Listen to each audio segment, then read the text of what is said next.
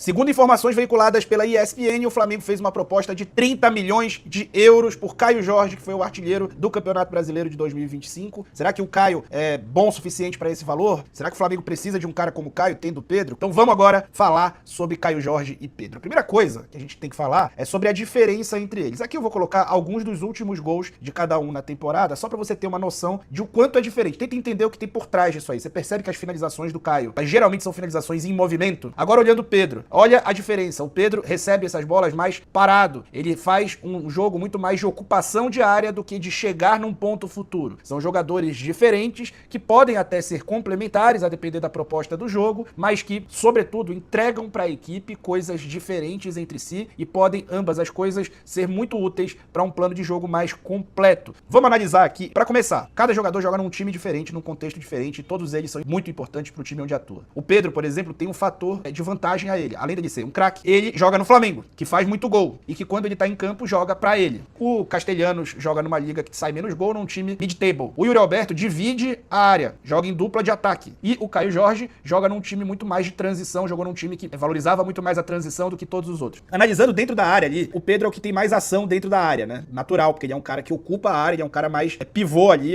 Em segundo lugar fica o Tati, em terceiro fica o Caio, ó, 6,45, mas o Yuri também tem um número parecido. Analisando o percentual de sucesso nas ações dentro da área, o Pedro é o que tem mais percentual de sucesso, 55%, logo na sequência é o Caio, com 49%. Então ele é um cara que não se intimida em espaço congestionado. Analisando média de gols, o número do Caio muito parecido ao do Pedro, que não foi titular a temporada toda, e aí 0,68 gol por jogo pro Pedro, 0,63 pro Caio, o Yuri 0,37, jogando num time muito pior do que todos os outros ali. Assistências, Pedro 0,32, o Caio 0,22 num time que fez menos gols que o Flamengo, de novo. Chances de gol pro Pedro, o Pedro foi o que mais teve chances de gol, mas notem embaixo que o Caio foi o que teve mais efetividade das chances. O Caio fez 37% dos gols nas chances que teve, o Pedro fez 31% dos gols nas chances que teve, o Tati 29% e o Yuri 25%. Participando das jogadas em lances de gol, tá? O Pedro 1,18, o Caio quase 1, né? 0,97, o Tati 0,79 e o Yuri 0,6. Número de finalizações, todos são chuta-chutas, né? O Pedro melhor aproveitamento, 58%, e 53% pro Caio, que é um ótimo número também. Cabeçada, né? O Pedro tem o pior número de cabeçada de todos, apesar de ser alto. O Tati, apesar de ser talvez o mais baixo de todos eles, certamente o mais baixo de todos eles, é o que tem mais número de cabeçadas, incrível isso, né? Seguido pelo Yuri, e o Caio tem um bom número também, já bem maior do que o do Pedro. XG, que são os gols esperados por cada jogador. O Pedro 0,78 e todos os outros na volta de 0,5. Analisando a conversão de XG, que é o último dos dados, notem como o número do Caio é o maior de todos, ou seja, o Caio tem 1,2, então ele faz 20% gols a mais do que a gente espera dele. O Pedro faz 87% dos gols que se espera que ele faça, o Yuri faz 85% dos gols que se espera que ele faça.